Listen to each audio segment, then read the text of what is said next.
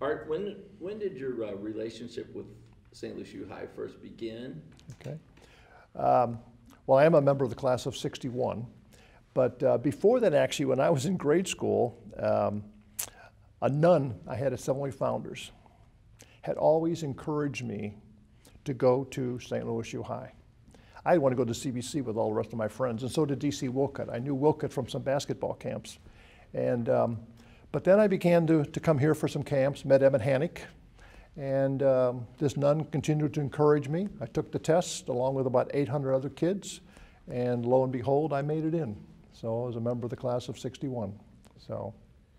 And then later on, you came back as a faculty member. Yeah. Could you let us know what led you to that decision? I did.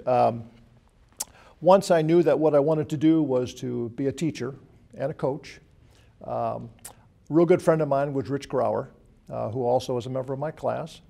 And at that time, he was teaching at DeSmet Jesuit High School, which had opened about 2 years before. So he asked me if I was interested in teaching at DeSmet. I said, yeah, I would, Rich. Well, we have an opening, and we have a basketball opening here at DeSmet. So I wrote a letter to the principal.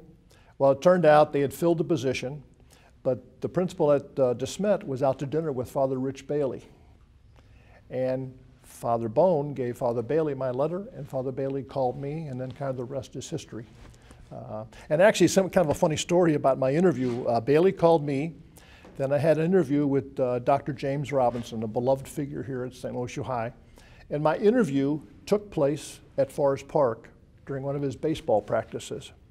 And he basically, there was just one condition of my, well, two conditions of my employment. Let's make it three. One, I had to be prepared for class. Two, always lock the faculty restroom door so students couldn't use it.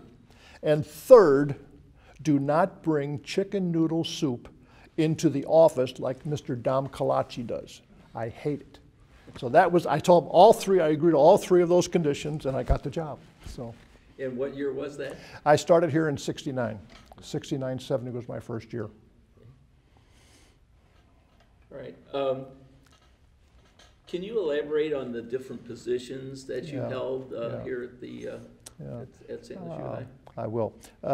When I came in '69 to join the faculty, I joined the faculty as a social studies teacher, mainly history, world history, American history. And in the early days, I also did some coaching. I did some baseball, football, but particularly basketball. And I did that for about 14 years. And during that time, I got very involved in Amnesty International. I was a coordinator of Amnesty International.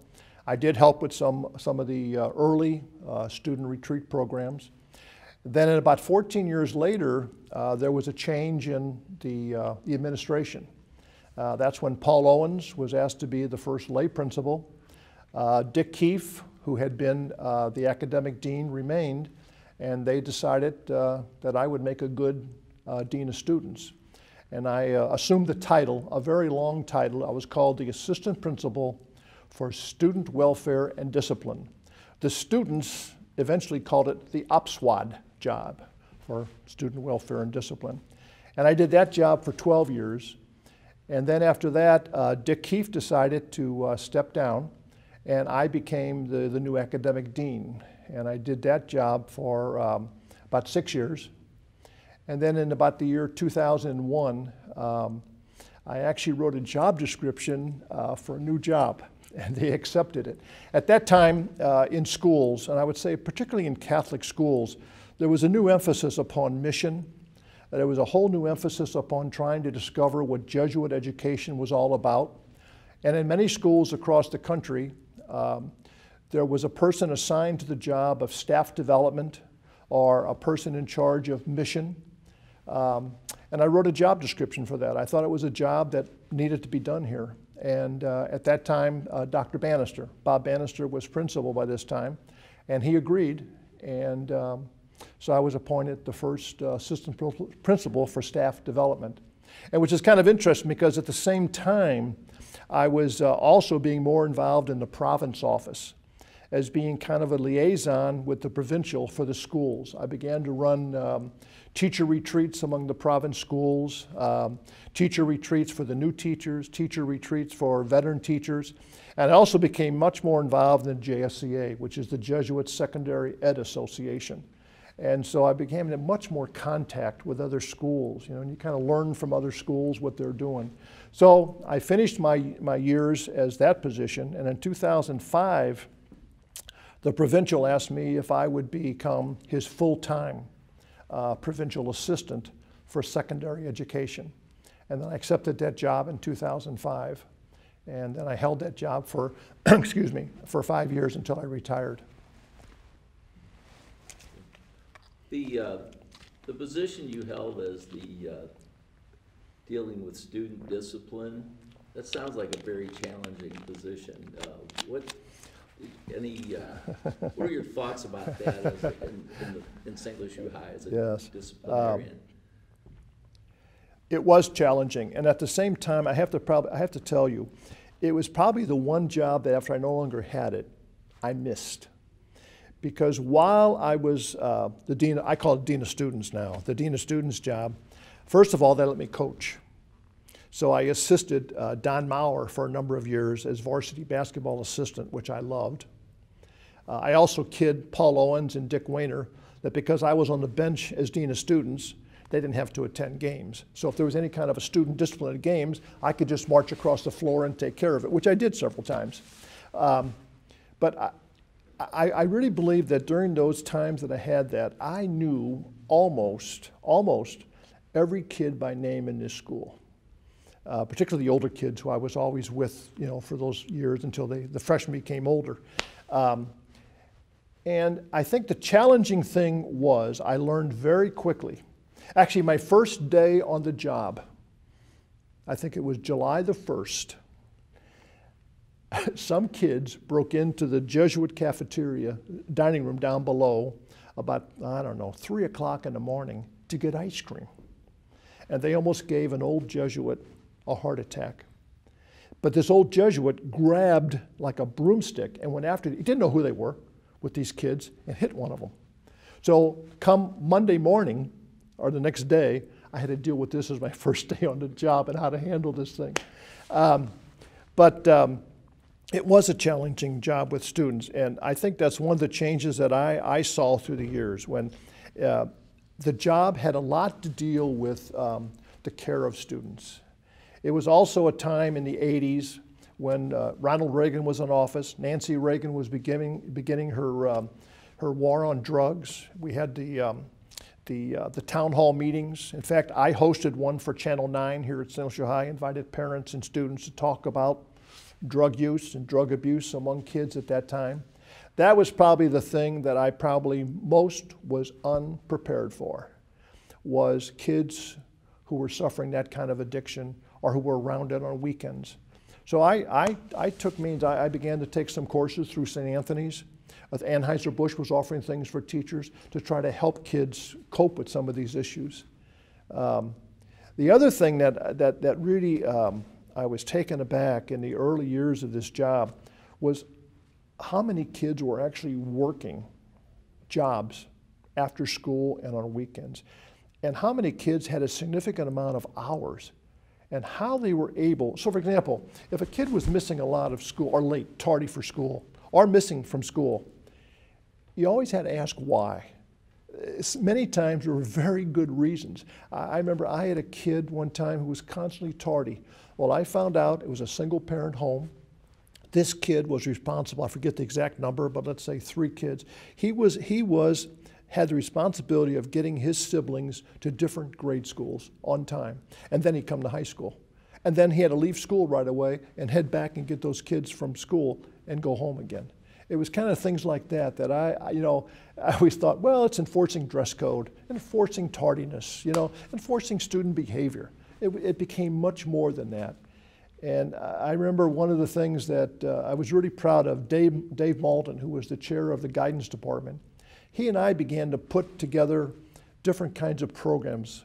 We used to have a thing, well, we still have it, JUG. Remember those JUG times? Justice Under God. Well, in my day it was Justice Under God administered by Zinselmeyer. Well, at one time it was just you sit in a room and you just stare or you be quiet. Well, Dave and I began to put together packets for kids based upon the particular offense that the kid was involved in, whether it was tardiness, whether it was misbehavior in the classroom, lack of respect with other students, was it things like that, stealing. We began to put together these kind of self-evaluation packets to try to get the kid to deal with the issue of why he's in trouble in the first place. And I thought that had a real good effect with kids in terms of the care. So that job I look back to there's a great deal of memories there. In fact, some of the kids I'm closest to were the kids that I dealt with the most at those days. I can name some names, but I'm not going to name some names. How would you define the school as academically and spiritually to someone that's unfamiliar with St. Lucia High? During my time here, from '69 to the time that I left, it's interesting. The school, I think the kids who are accepted and come to school here have a greater amount of ability when they come into the school than in the past. I don't know if that's quite clear. I think they are really good students when they come in here. I think the process that we had then, I think they still do now. I don't know that much about it right now. But I think we always had as our mission goal to always set kids up for success. So kids who would be accepted, we felt you can succeed here if you work and you cooperate with the teachers, you can be successful here. And I think the change that happened over time is just the kinds of courses, the amount of electives that kids can choose, the variety of courses. I think what has happened is a more well-rounded. For example, when I was a student here, and probably when you were too, fine arts, I'm not too sure we ever had a fine arts class of any kind, whether it was choral, of music, art, but that exploded to get more of a well-rounded student. I think the ability of students increased so much with regard to things like the advanced placement courses that were offered here, college credit courses that were offered here. And I think as a result, and this I do think, sometimes teachers will say, we really work with our students. Well, I think in some ways, as the kind of students came in here with their background, I think they also help the teachers to grow also. Teachers began to understand. I remember when I was academic dean, we did so much with regard to staff development, professional development, to keep up with students. I think that it's always been something here that teachers encouraging kids to ask questions and to learn. And even though I would say that, St. Lucia High has never been known, for example, that kind of individualized learning, the packet approach, I think teachers here, though, within the classroom, within the more traditional approach to education, have always been able to deal with the individual needs of students. And so I think your question, about how has it academically changed, I think the students are so much better prepared for the work here. I think they challenge themselves, they challenge each other, and then just the number of courses they can take here and the kinds of courses they can take are just so challenging. And the other thing too I want to mention, when I was in charge of the freshman orientation night, and I would always, we did a 2-night orientation in the spring. One of the themes of my talk was always that you've been accepted at St. Lucia High. We think you can be successful here, like I mentioned, but it's up to you to find your niche. It was always, and I got that from Joe Schulte. Joe Schulte was always big on the idea of trying to help kids find their niche here at St. Lucia High, whether that's academically, athletically, whether it's in terms of co-curricular, changing friends, finding new friends, whatever it is, being involved in religious activities, social justice activities, or a whole, a combination of all of those things, but finding your niche. And I think that is probably, when I went to school, it seems to me, I was really basically athletics, basketball, and I had friends. But I don't think there was the amount of activities other than that. At least it wasn't offered to me. Where now, I think those things are offered to kids. They can find their niche and they can grow in that. Another part of the question had to do with the spirituality of the school. We know that there are many fewer Jesuits here at St. Lucie High. So how has that been able to be consistently nurtured throughout the years? Right. You know, yeah, that's really a good question about the idea that once there were fewer Jesuits on staff and even fewer Jesuits in administration, how did the school maintain its religious education, whether it's formation programs? I think there's a couple of answers to that question. One is the Jesuits themselves. Starting in the 70s, when it was obvious there were fewer Jesuits available for the schools, there was an organization called the JSEA, the Jesuit Secondary Education Association, that began to go back to the roots, Ignatius, and what did he have to say about education? And then taken some of the writings through the history of Jesuit education. You know, what was it about Jesuit education that whether you're Jesuit or lay, you have some roots in finding out what is Jesuit education? What are the essential ingredients of that education? And I think in the 70s, in the 80s here, we had a lot of workshops. And I was very, I guess, privileged. I was very honored that I got asked to attend a number of these early JSCA workshops, meetings. I was a member of the board of directors on the national group of the JSCA. And it began, I think, if I had this one phrase, formation of students became more intentional because now laymen had to work at it, and so did the young Jesuits too. It was more intentional. When I was going to school here, and probably when you did too, I think it kind of happened by osmosis. We were around Jesuits. We went to Mass almost every day. We had theology. You know, everybody thought it was just happening because you went to a Catholic Jesuit school. Well, later on in the 70s and the 80s, and particularly when I was an administrator in the 80s and beyond, it became much more intentional. We had to work at it because we hadn't had the 30-day the exercises. We hadn't had the novitiate. We hadn't had the history of we had to go out and learn this now. And so I think as best we could, we began to absorb as much as we could some of the history of Jesuit education and Jesuit spirituality. And somehow I think that we began to understand that if we're going to form these young men, we call, you know, this men for others, service for other people, if they're going to become good citizens with good morals, we have to make this much more intentional and offer them a tremendous range of opportunities. And that begins with theology classes too. You know, for many years here, theology was only 3 days a week and shared 2 days a week with PE. Well, all of a sudden in the 90s, we get, that ain't right.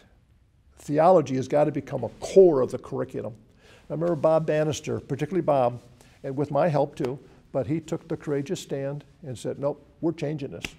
Whatever schedule we're going to do, it's going to include theology 5 days a week, and that's it. That was a tremendous change, I think, in the curriculum and in terms of the formation of students. And then, of course, the retreat program here is just phenomenal, the way that is handled. It offers so many opportunities for kids. And then, of course, community service and social justice activities. So I think my idea would be it became much more intentional, the formation of students, than it was earlier. Okay. Are there other ways that St. Lucie High stands out other than other high schools in the St. Louis area, other than academics and spirituality? You know, I'm sure when I was a student, you know, I was one of those in stands cheering, you know, we are the Junior Bills. There was a certain arrogance to that, I'm sure, as if we were the only high school that could do this. Well, I learned that there's a lot of good high schools out there. And I always tell kids at admission time, there's a high school for you. If it's not St. Lucie High, then find the school that is right for you. But I think what there is now at St. Lucie High, I think there's an understanding of what we do right, of the kids that we get into our student body. We take care of those kids. And I think that has always been very intentional in terms of taking care of those kids. And I think another thing that has always stood out for St. Lucie High is the faculty. I have always believed that. I know other schools because I got to visit other schools. Other schools have wonderful faculty. But here, I always believed as a group, and hopefully I had something to do with that and the other administrators, trying to get faculty to understand that you never stop growing. Take professional growth seriously. Whether it's your own subject area, or whether it's just the idea of the history of education, or whether it's something about Jesuit education. And I think one thing that has always, has stood out for St. Lucia High above some other schools is, they have put their money where their mouth is. At this high school, whether it was Father Bailey, Father Paul Sheridan, Dave Laughlin, whoever was president, whoever was principal, there was money available for professional development. And I remember, and getting time off to go to meetings, to try to do grant programs, to try to get into the Title II programs, getting money from the state, getting money from the federal government, the old No Child Left Behind Act. Always looking for money to get teachers to go to workshops in the summer, to take courses. And I always felt, when I had the job with the province, I don't know of a lot of other high schools that I visited who really looked for the financial means to have their faculty continually develop. I thought that was one thing. I want to say something else too, maybe. I don't know if other high schools have quite the support of parents, alumni parents, as this high school does. I mean, there are always, almost any activity that happens in this place, from the time that there's always alumni around. Mothers and dads, always around, involved. So something, I always thought to myself, maybe you can't put your finger on it, but there's something good that happened here. If it can continually draw these people back in, something good's happening here. Yeah. So that kind of leads into my next question. It's, what is it that engenders this brotherhood amongst the alumni? I'd have to say, the first thing would be, I think, the Jesuits themselves. I think when I was here too,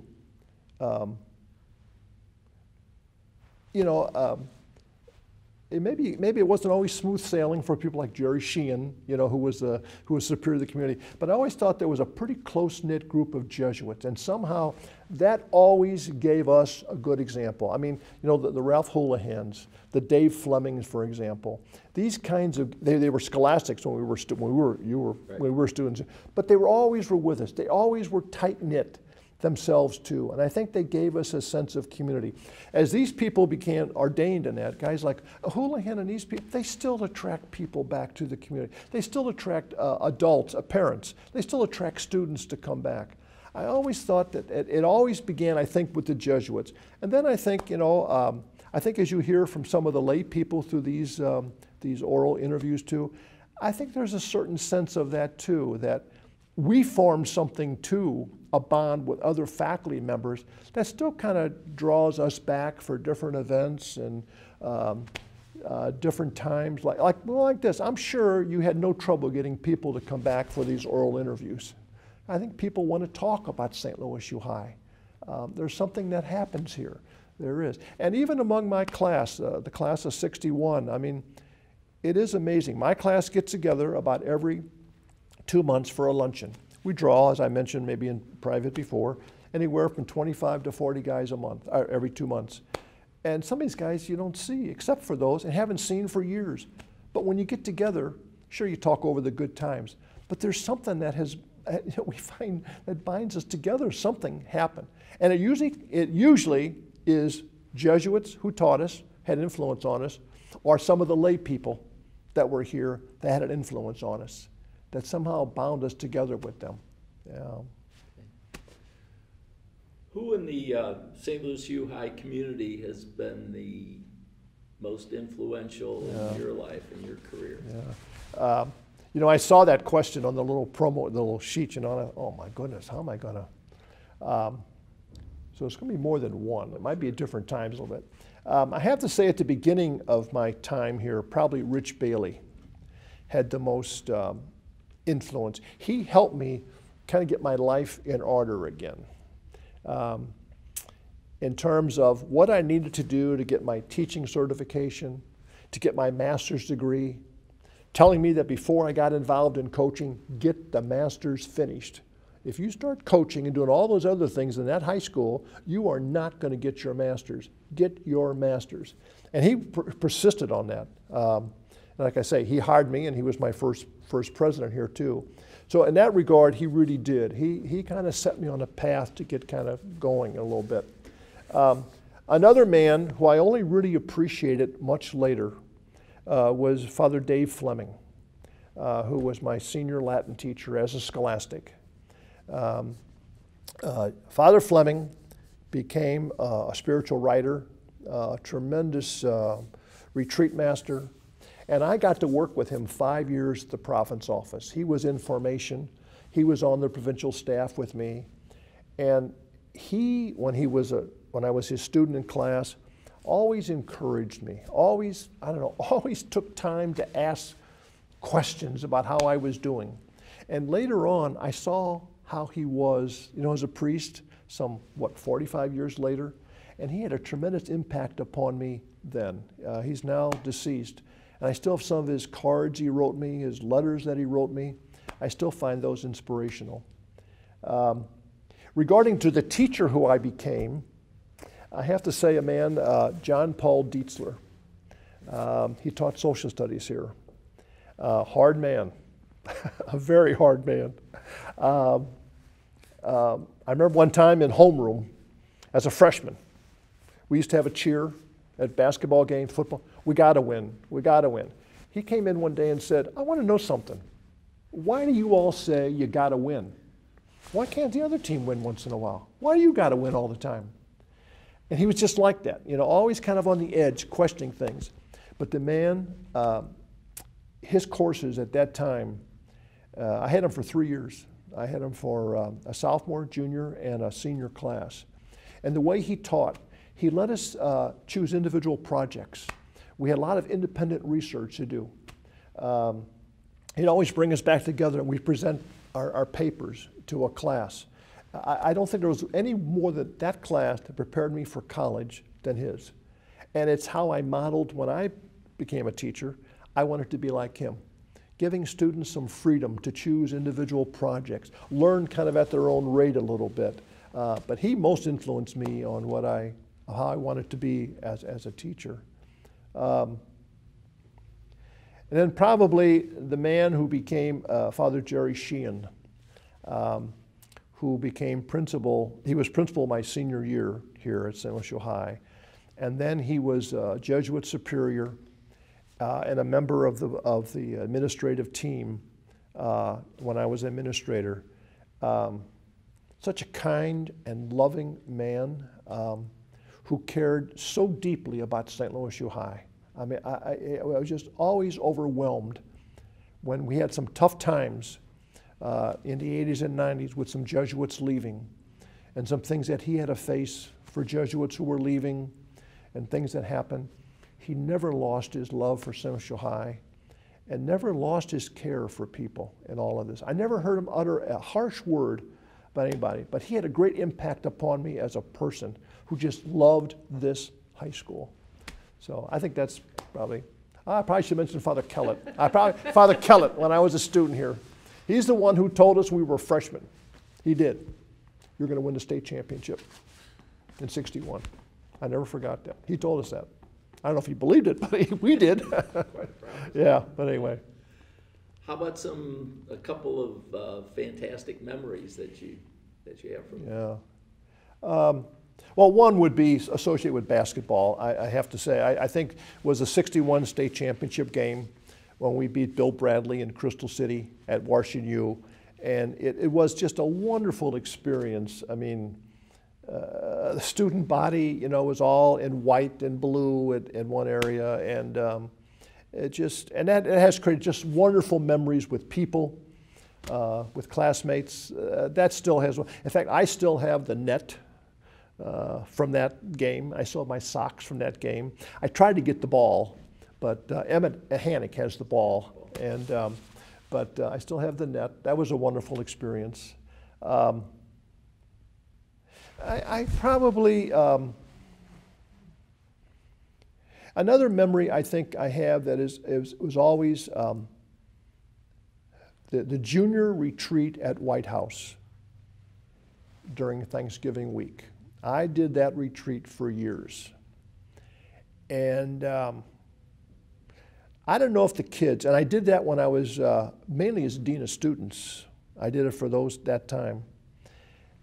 I don't know if they ever understood how much of a retreat it was for me to get away from the office as dean of students and be out there at the White House with them at that time for Thanksgiving.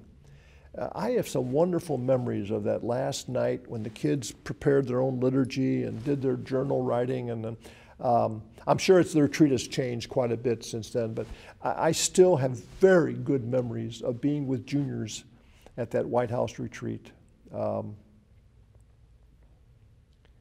I have two other memories. I have one memory just happened the other day.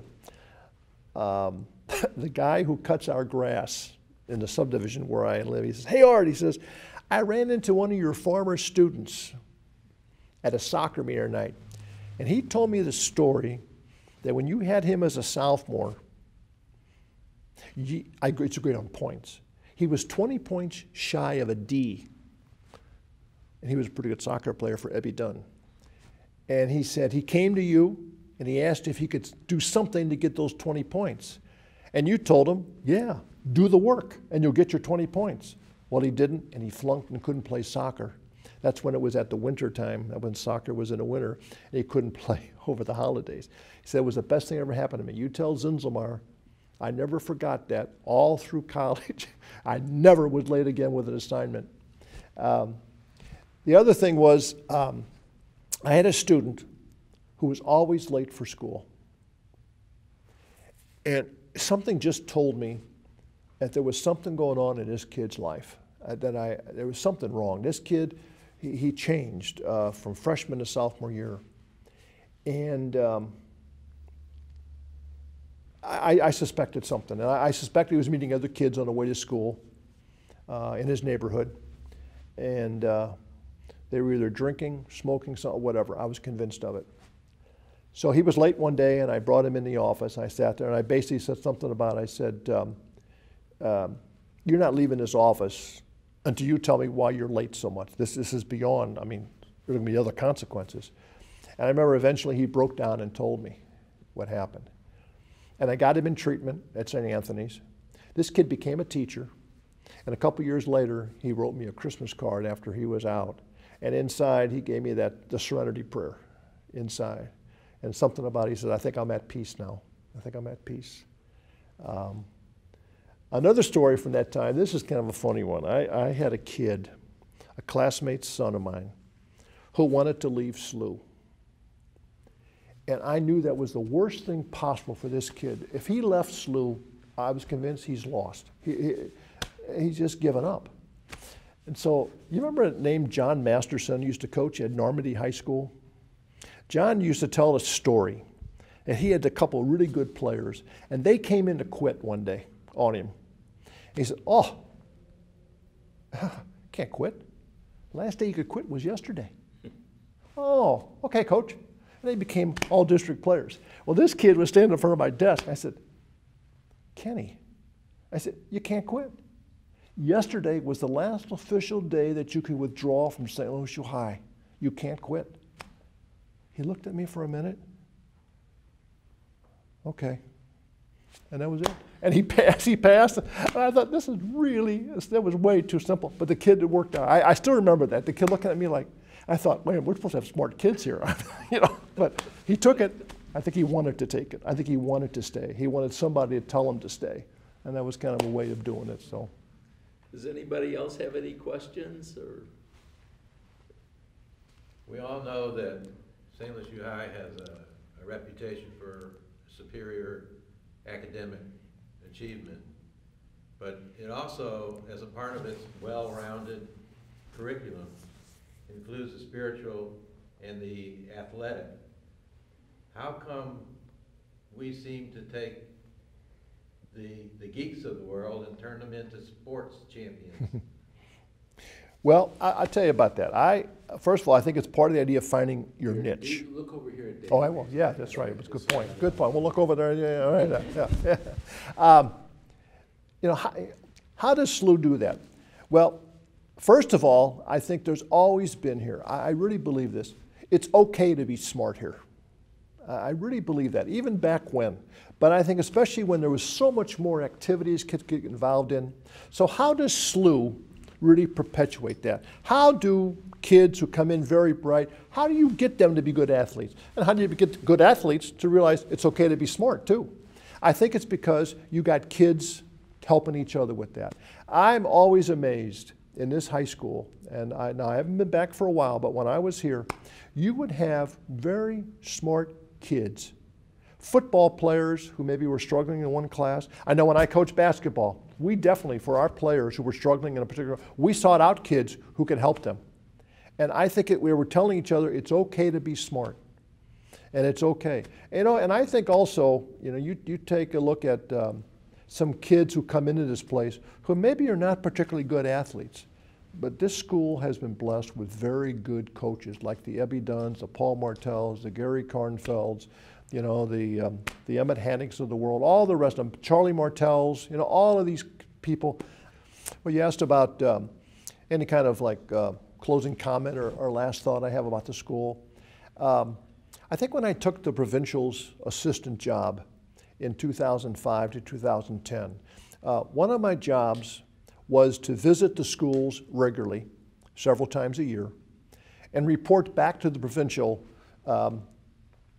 basically to tell him it's okay, you can commend St. Louis High as still a Jesuit school or De Smet or whatever it was.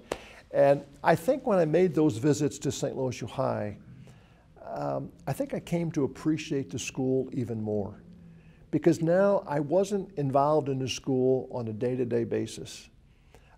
I got to come back and I talked, probably every visit, I would talk with maybe 30 to 40 people over the course of 3-4 days, having interviews and conferences and things like that. And I really began to, in fact, I probably appreciated some people more during those 5 years than I did when I was their administrator. I just saw all the good things that were taking place.